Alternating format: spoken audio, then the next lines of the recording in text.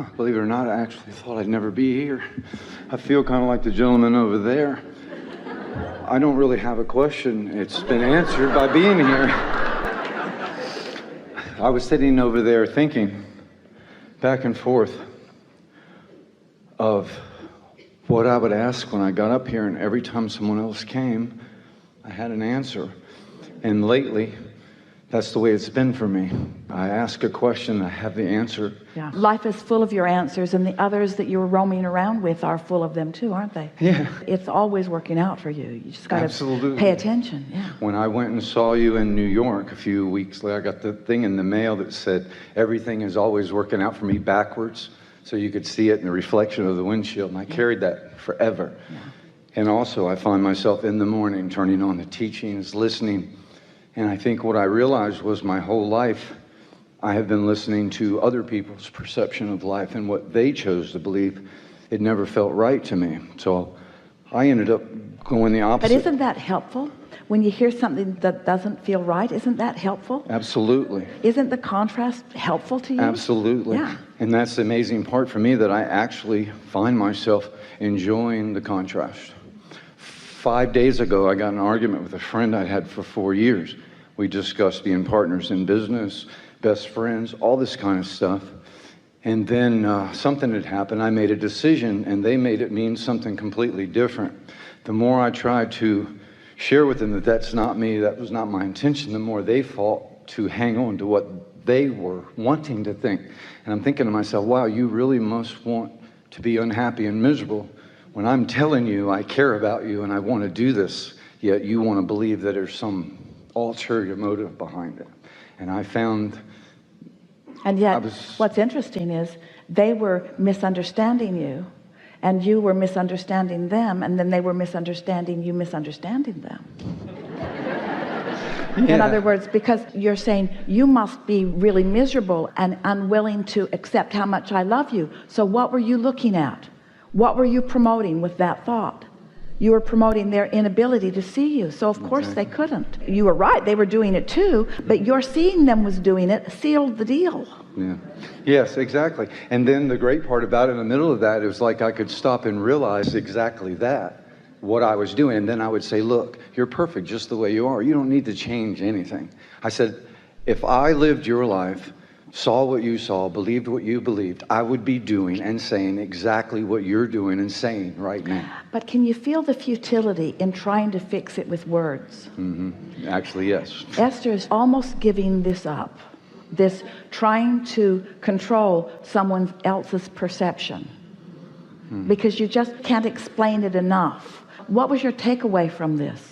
Honestly, that I'm responsible for everything that happens to me and how I feel, and by watching. Yes, you are, but there's another piece that we really want to lay on here in a way that you can really feel it. You are responsible, and you've also been doing extremely well.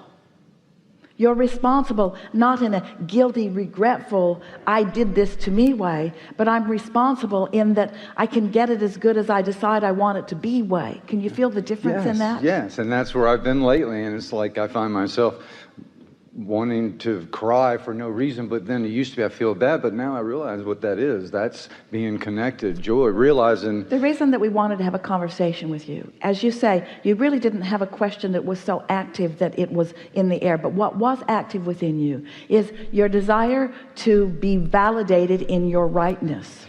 Now, we're not doing that by calling you up here, because you're the only one who can validate yourself in your rightness. Right.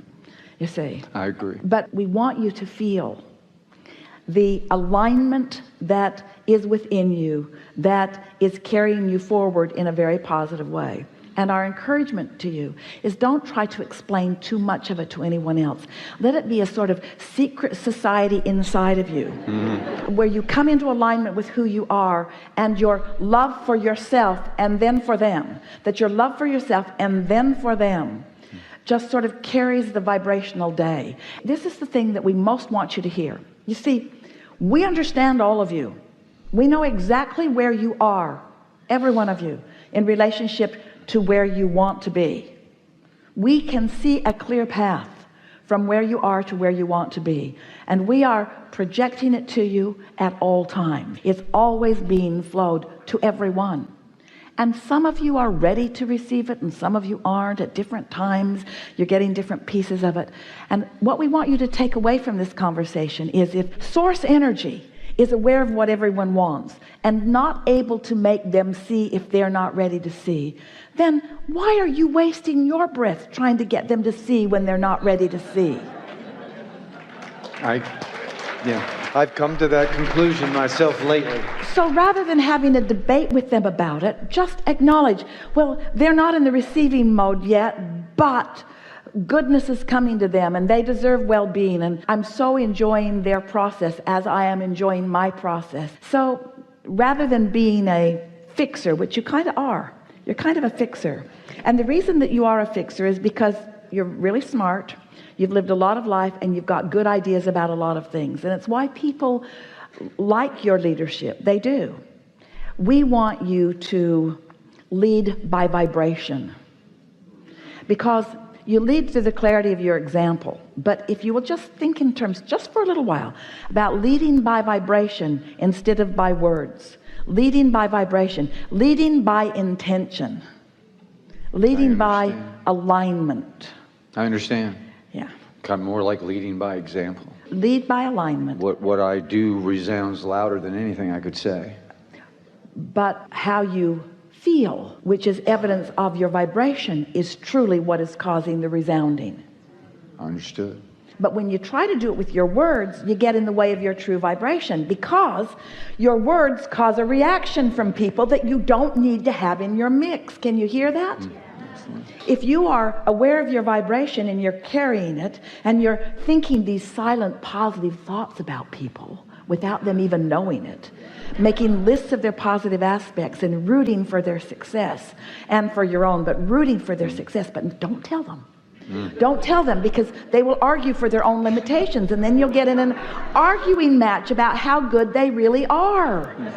It's so irritating. People just won't accept how good they are, and then you lose your connection as you're trying so hard to convince them of that, and convince yourself a little bit about it too, you see. Yeah, and in order for me to do that, I have to stop feeling good, seems like. Can't do both. You cannot focus upon something that Can't be isn't. mad and feel good at the same time. And you can't focus upon something that isn't happening and allow it to happen at the same time. So as you begin to accept this vibrational world, and you do more of this inner work and secret projecting of well-being upon the unsuspecting others,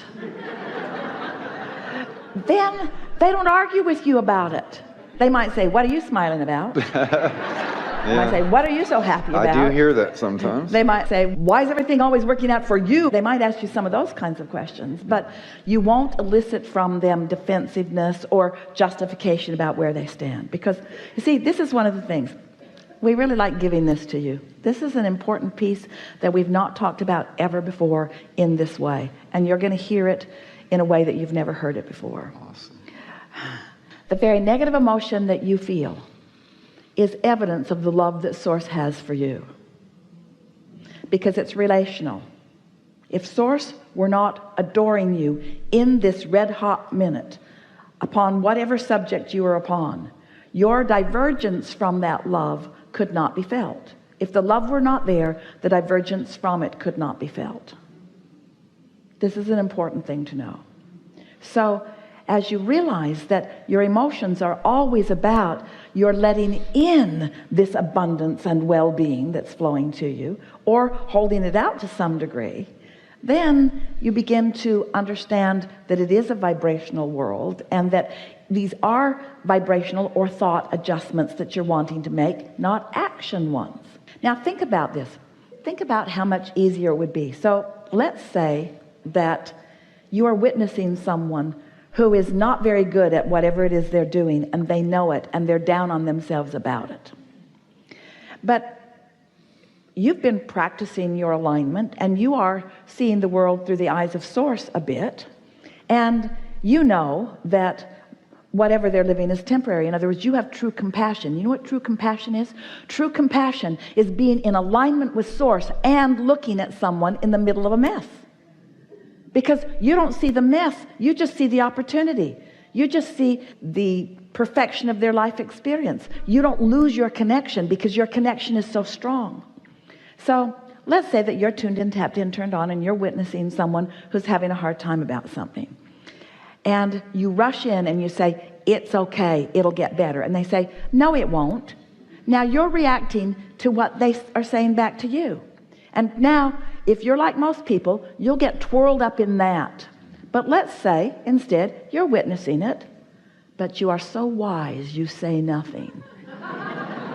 You just know that when you see some child trying to walk and he's really new at it and he falls down, you don't say, get up, you little dummy. And you also would be better off if you didn't say, oh, that's all right. You'd be better off if you just leave him alone, because he's going to get up. His desire to walk is going to get him on his feet. He's been watching you walking around. He doesn't need your words. He's been watching you walking around. He's got the idea of it. You hold him up and give him a little balance. No, get away from him. Leave him alone. Let him figure it out. He's figuring it out. He's watching. He's learning from your example, you see. So now, your example, instead of focusing with him upon his deficiency, instead, you're standing back and knowing the big picture and knowing that all is well. It is in that attitude that those around you will thrive most, you see. Your attention to their problems either causes their further attention to their problem or their defensiveness that you've noticed their problem. Don't you know that? So in this conversation, we've taken this thought into a new place as we've been together today. And think about it. Is not almost everyone you know reacting to what they are living, rather than aligning with source energy and then acting from that place of alignment? So ask yourself, this is going to help you, because this is a room full of uplifters and teachers and healers. You've come into this life experience, you want to uplift others, but when you hit it so head on, when you don't get out ahead of it energetically or vibrationally, and instead you try to accomplish it through your words or through your actions, it backfires almost every time, because you amplify the very thing you did not mean to amplify. Can you hear us? Yeah. So when you see your children or your lovers or your peers or your co-workers, when you see them or hear them struggling amidst something, just take your leave from their physical presence as quickly as you can. Run into the woods, go running into the woods,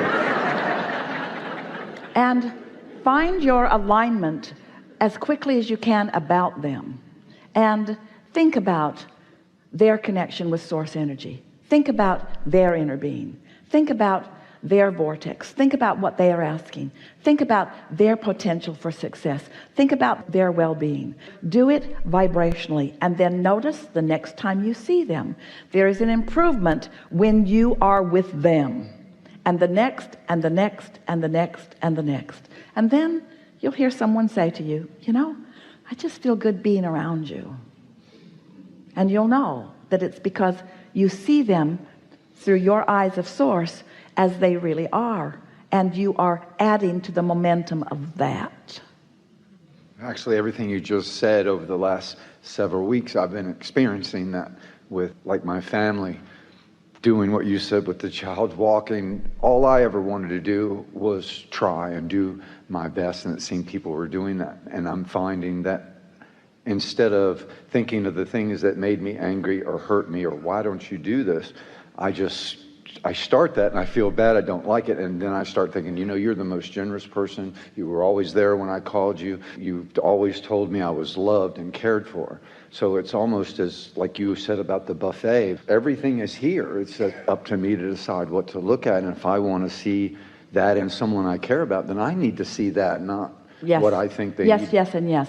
But can you feel how the primary reason that you continue to feel misunderstood is because you're trying to use words when only vibration will do? Yes. And this is the thing that we're wanting you to realize, is that your words can't be heard if someone's not in the receptive mode of your words. And so the best you can do is get into vibrational alignment with who you are, where you are understanding yourself.